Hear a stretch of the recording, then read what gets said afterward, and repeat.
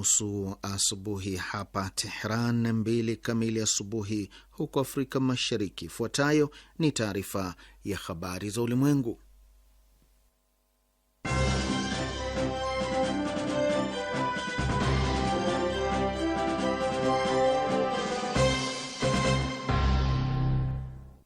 lakini kwanza ni baadhi ya vichwa vya habari.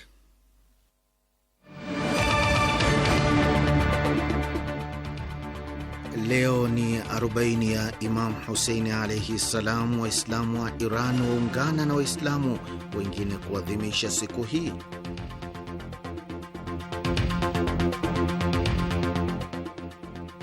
Jeshi la Iran laangusha ndege ya kivita ya Marekani.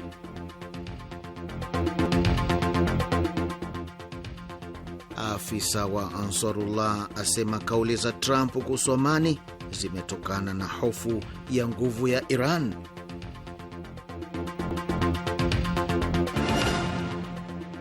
Na WHO yasema DRC inakabiliwa na mlipuko mbaya zaidi wa Ebola katika historia.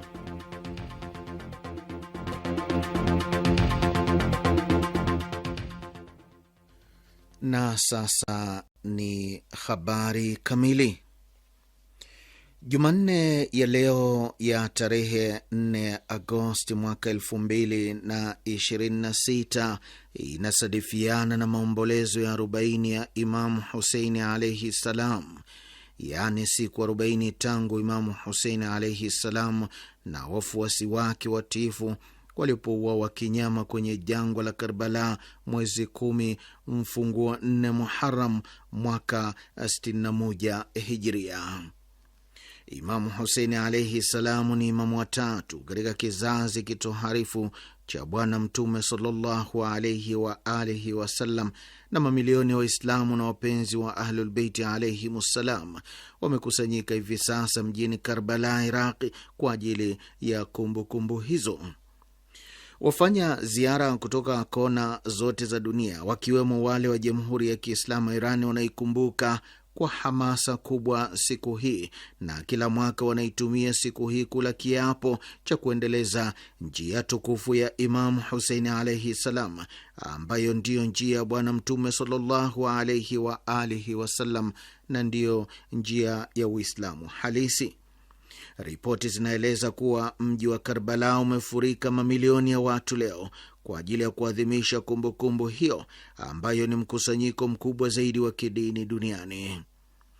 Muda wote wa safari yake ya kutoka Maka kuelekea Karbala, Imamu Huseini alaihi salam alikuwa akisisitiza mara kwa mara kwamba ametoka kwa ajili ya kuinusuru dini ya Mwenyezi Mungu, kwa ajili ya kuwafedhesha watawala waliokuwa na tawala kinyume na mafundisho ya Uislamu, na kwa ajili ya kuamrisha mema na kukataza maovu, kusimama dhidi ya dhuluma na ukandamizaji, na kwa ajili ya kulinda Qur'ani tukufu na kuibakisha hai dini tukufu ya Uislamu kama ilivyoletwa na Mtume Muhammad sallallahu alaihi wa alihi wasallam.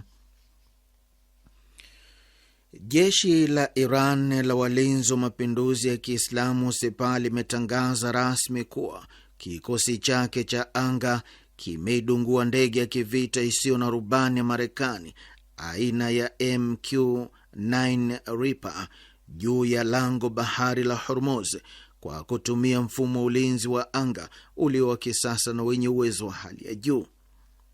Taarifa ya Sepah ilitoa taarifa hiyo siku ya Jumatatu, ikibainisha kuwa maelezo zaidi kuhusiana na operesheni hiyo ya kijeshi yatatolewa baadaye. Tukio hili ambalo limethibitishwa na chombo rasmi cha habari cha Sepah News, ni mwendelezo wa pigo kubwa kwa jeshi la Marekani ambalo hutumia ndege hiyo kwa ujasusi na hujuma. Ndege hiyo ya MQ-9 Reaper, ambayo jeshi la anga la Marekani limekuwa ikiita zana yenye thamani zaidi katika kampeni zake za kijeshi dhidi ya Iran, imekumbwa na uharibifu mkubwa tangu vita dhidi ya Iran kuanza mwishoni mwa mwezi Februari mwaka huu. Kwa mujibu wa ripoti ya Bloomberg, Iran imeharibu makumi ya ndege za kivita aina ya MQ-9 tangu kuanza vita hivyo vya kigaidi vya Marekani na Israel dhidi ya Jamhuri ya Kiislamu ya Iran. Kwa gharama dola milioni 30 kwa kila ndege, uharibifu wa jumla unakadiriwa kufikia kiwango cha dola bilioni 1 za Marekani. Msemaji wa wizara ya mambo ya nje ya Iran, Ismail Bakai, amesema mashambulizi ya Marekani dhidi ya maeneo ya makazi na ya raia katika miji ya Qeshm, Minab na Lamerd ni uhalifu wa kivita, huku akiahidi kuwa Iran itatumia mifumo yote ya kimataifa inayopatikana kuwafikisha uhalifu mbele ya sheria. Katika mkutano wake wa kila wiki na waandishi wa habari hapo jana, Bakai amesema kulenga maeneo ya makazi na tovuti za kiraia kumegeuka kuwa tabia sugu ya Marekani. Ismail Bakai ameongeza kuwa Marekani ilianza vita vyake vya kulazimishwa dhidi ya Iran kwa kushambulia maeneo yasiyo ya kijeshi na makazi ya raia, akisisitiza kuwa mashambulizi dhidi ya makazi ya maafisa wa Iran hayana uhalali wote kwa mujibu wa sheria za kimataifa. Msemaji wa wizara ya mambo ya nje ya Irani kadhalika amesema shambulio dhidi ya makazi ya kiongozi wetu shahidi marhum Ayatullahi Sayyid Ali Khamenei na yale ya viongozi wengine mashuhuri yalipaswa kuondoa kwenye uhalisia kwamba vitendo vyote hayapaswi kuondoa kwenye uhalisia kwamba vitendo vyote vya Marekani katika kipindi cha miezi mitano iliyopita ni uhalifu wa kivita. Bakai ametaja hususan mashambulizi dhidi ya shule ya Shajaret Tayyibe huko Minab na uwanja wa michezo wenye watu wengi huko Lamerd, akisisitiza kuwa yote haya yalikuwa maeneo yasiyo ya kijeshi na ya makazi ya raia. Mnaendelea kusikiliza taarifa hii ya habari za ulimwengu na ukujieni kutoka hapa Tehran, idhaa ya Kiswahili, sauti ya Jamhuri ya Kiislamu ya Iran. Afisa mwandamizi wa harakati ya Ansarullah ya Yemen amesema kuwa matamshi ya hivi karibuni ya rais wa Marekani Donald Trump kuhusu amani yanaonyesha wasiwasi wa Washington juu ya uwezo wa ulinzi wa Jamhuri ya Kiislamu ya Iran. Hazam al-Assad, mjumbe mwandamizi wa ofisi ya kisiasa ya harakati ya Ansarullah ya Yemen, amesisitiza kwamba Marekani imelazimika kurejea nyuma baada ya vitisho vyake kwa kuzingatia gharama kubwa ambayo ingelazimika kubeba iwapo ingeingia katika makabiliano ya moja kwa moja na Jamhuri ya Kiislamu ya Iran. Hazam al-Assad, ambaye ni mjumbe mwandamizi wa ofisi ya kisiasa ya harakati ya Ansarullah ya Yemen, amekosoa sera za kivita za Trump. Aidha, amesema mtawala huyo Marekani aligeukia lugha ya amani baada ya kutambua kwamba kufuatia nchi yake imedhoofika kijeshi kutokana na mashambulizi dhidi ya kambi zake na kupungua kwa uwezo wake wa ulinzi wa anga. Aidha, mjumbe huyo mwandamizi wa harakati ya Ansarullah amesema Trump ametambua kuwa Jamhuri ya Kiislamu ya Irani bado ina uwezo wa kuisababishia madhara makubwa Marekani pamoja na utawala dhalimu wa Israel pamoja na miundo mbinu ya nishati katika eneo zima la Asia Magharibi. Kadhalika amesema gharama makabiliano inapoongezeka, lugha ya vitisho hugeuka kuwa lugha ya amani.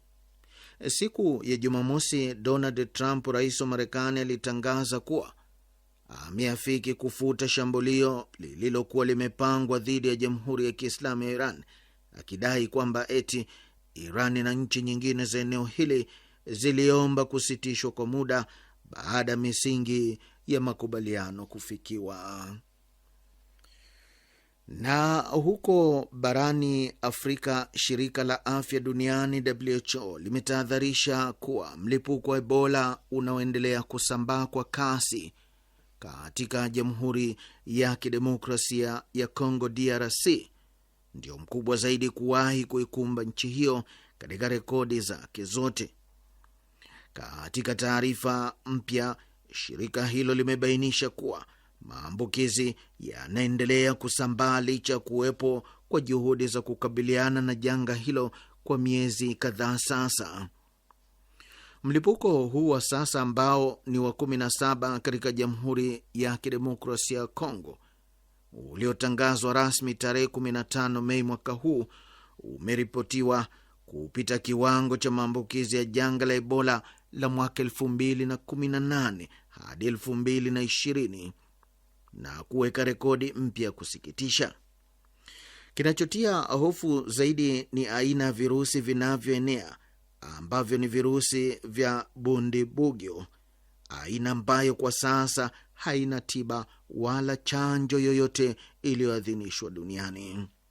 Virusi hivi vilibainika mara ya kwanza katika ukanda wa afya wa Mongubwalu mkoani Turi, lakini ndani ya kipindi kifupi cha miezi miwili vimesambaa katika mikoa 5 na kuathiri kanda za afya 49.